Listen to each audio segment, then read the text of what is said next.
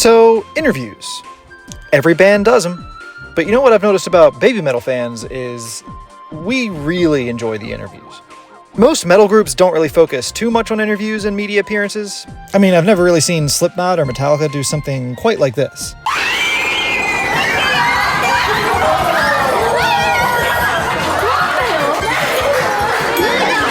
But what makes Babymetal unique is that their metal is infused with J-pop idol sensibilities. In addition to that, Babymetal's members, far more than normie pop idols, have an honest-to-God force field segmenting their personal life apart from their onstage persona.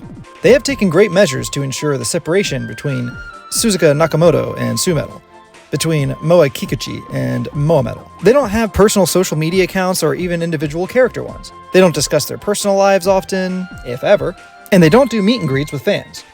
Perhaps the craziest thing about this fact is that Babymetal has been around for 15 years and has somehow managed to keep the separation more or less intact. To this day, Babymetal has the Krabby Patty secret formula locked away, and the audience, not unlike a particular holoplanktonic crustacean, is ravenous. In fact, here's a clip of a perfectly normal Babymetal fan reaction when new interviews and media drops.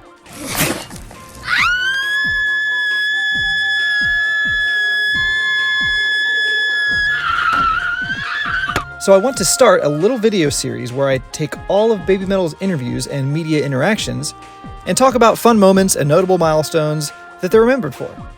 To the newer Babymetal fans, I think these videos will be a great way to dive deep into the history of Babymetal's relationship with the media and figure out where all those silly quotes come from that the fandom has adopted as part of our native language.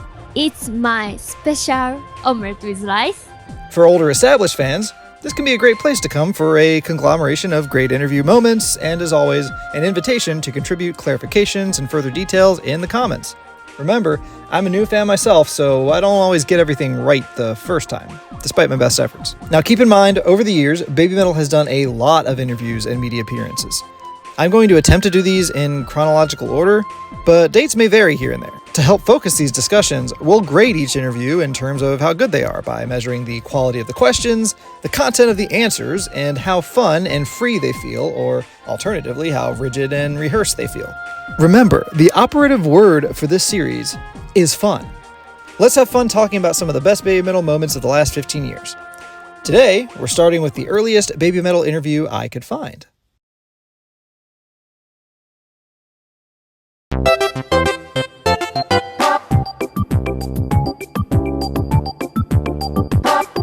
Alright folks, we're going way back for this one. Some sources say 2010, some say 2011, but this is the earliest interview of Babymetal I could find. Conducted by members of the Scoopers, a newspaper-themed subunit of Sakura Gakuin, hereby referred to as SG. Scoopers desu. This interview introduces the girls not as Babymetal, but as members of the Juonbu Club. それでは早速お呼びしましょう。桜学院14部の皆さんです。どうぞ。こんにちは。 Also worth noting is that they each introduced themselves with their unbaptized names, showing that this interview took place before the crucifixion and resurrection. 東部1年中本鈴香です。はい、小東部5年生の菊池萌です。小東部5年生の水野由衣です。 They do at least end the intro with a nice Babymetalです。 so I'll allow it. Alright, so what are their questions looking like? それでは早速インタビューをしたいと思います。じゃあこの人のここだけは直してほしいっていうところは You know, so right off the bat, that's kind of a weird question to open up with, right? You know, it would usually be a question like, tell us what the group is up to, tell the audience a little about yourself.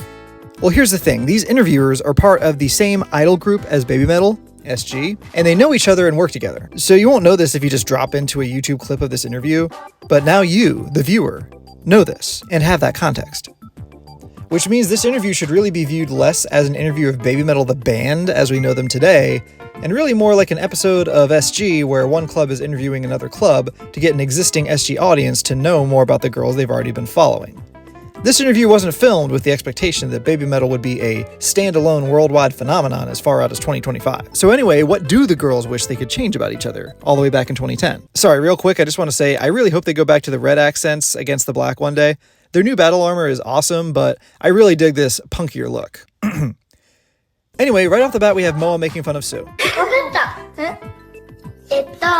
レッスンの時に、最初、ビーってところがあって、スーちゃん、こうやるんだけど、間違えてこの間こうやってたから、直してほしいな。Pretty sure she's talking about the intro to Doki Doki Morning here.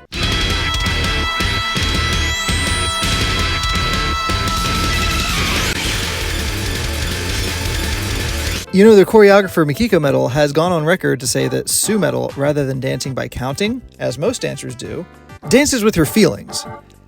So I guess she was feeling some neck pain that day. Then they ask Yui. So I originally had this part play out first, and then I commented afterwards, but Amuse said, hey, that's a lot of Yui. You can't do that. So you're just gonna have to listen to me summarize it. So Yui says she has to remind Moa not to goof off, and then Sue further supports that Yui is the one to keep them focused, while giggling about it the whole time. When the Scoopers ask them the follow-up question, do they get serious when it's time for everyone to work together, Sue simply laughs again. I love this. This makes it really seem that both Moa and Sue are the goofballs and Yui has to play mom, which is funny since Sue is viewed as the mom figure most of the time, being the oldest and all. But especially with these older interviews, I always identify so much with Sumetal because I too talk way too much, way too fast, and don't know when to stop goofing around. Next question. The girls are asked to tell a story about a time they screwed up during something important. Sue takes point on this question to say, 学院祭の時に、巣はそこまでなかったんだけど、早着替えみたいなのがあって、で、そこまでないからと思って、ちょっと調子に乗ってって言ったらおかしいけど、めっちゃのんきにメダカの兄弟とか歌いながら着替えてたら、普通にもうスーちゃんスーちゃんみたいな感じになって、めっちゃ慌てて言ってたら靴紐結ぶの忘れてて、だけどあんま自分で靴紐上手に結べないから。Wait, hold on. Sue just said she's not good at tying her shoes normally. This could be a translation issue, but what do you mean, Sue? Are you saying you're literally bad at tying shoelace knots? Like it takes you a while? Or you forget to tie them all together like Miles Morales? It's a choice. Somebody get this girl some Skechers! So you ready for the next question? Too bad, because Moa has not finished making fun of everyone in the room. 学院祭の時さ、鼻血。Moa. No, what? No. No. 確かに。I didn't plan on sharing that part of my life with you today. Okay, so now that Moa's done being herself, the next question is there something that only you know about one of the other members' weak points? でもスーちゃん結構おっちょこちょいってところが。Damn it, Moa, we said enough! 感じがあった例えばエピソードとか。今日、Moaのお茶間違えて飲んでた。Wait, what? I must be missing something. How is drinking green tea a sign of clumsy busybodiness? She says mistakenly. Hold on. Uwano.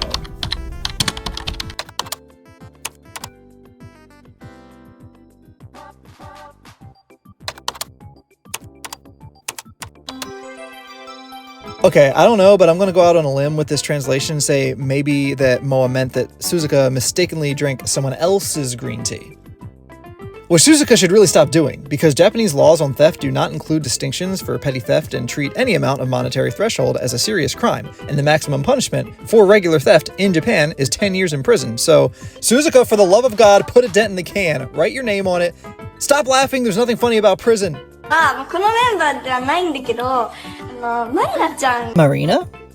She's not in Babymetal. Well, remember, in SG, the Babymetal members still took part in lots of projects, and Babymetal was just considered a side gig.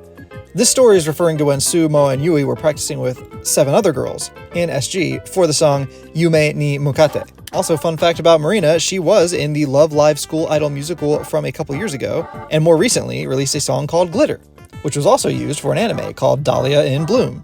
What do you think? Do these facts amuse you? がすごいとにかく面白くって、みんな知ってるが自分だけじゃないかもしれないけど、マリナちゃんがすごい面白くって、夢に向かってとかの振りとかをみんなとあれ何かが違うぞとかって言ってみんなで見てみたらここが全然違ったりとか、あれごまかそうとしてるよね。もう普段からマリナちゃんはあまり言葉で会話をしない。Now Sue finishes to talk about how Marina was covering up being out of sync during practice and also at how she speaks in strange noises instead of using words sometimes. So in the category of being a savage, Sumetal will also have a piece of that pie, please, thanks. All right, calm down, Moa. Wait, Yui has a question.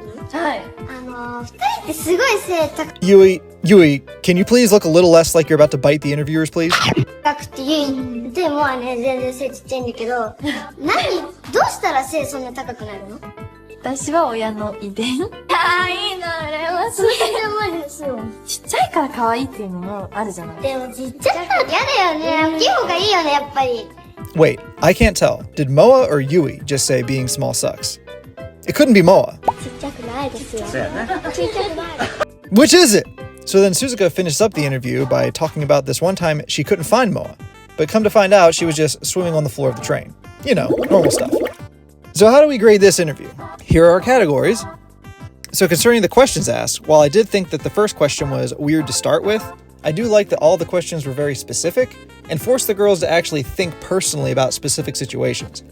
A lot of their interviews these days are so focused on the music or their creative direction, and that's great, but I really enjoy them being asked questions about their relationships with each other. It's a side we see a lot less of today. So I'm going to give the questions A, B. Now for answers. I really enjoyed how the girls not only were super game for answering honestly, but like I said earlier, I really enjoyed learning about the dynamics of early Su, Moa, and Yui. It makes me wonder if Yui-Metal would be sort of co-parenting with Sumetal over their adopted Moa-metal, if Yui were still in the group. But yeah, above all, the answers felt incredibly genuine and not at all rehearsed. A lot of more recent interviews for Babymetal will have what feels like very rehearsed answers, and I totally get the need for that. There's nothing wrong with rehearsed answers for something that is going out for the purpose of promoting a project. But still, it is really cool to see on-the-spot answers. I'm giving the answers an A. And for fun level, let's go ahead and throw up an A+ right now. Moa's savagery, everyone laughing and being comfortable with each other, this interview was a lot of fun. And beyond that, it is just so strange and awesome to see Babymetal in this early of a stage in their career. These girls have no idea how big they are going to become in just a couple of years. So what does that average out to? A+, and a B? Let me see.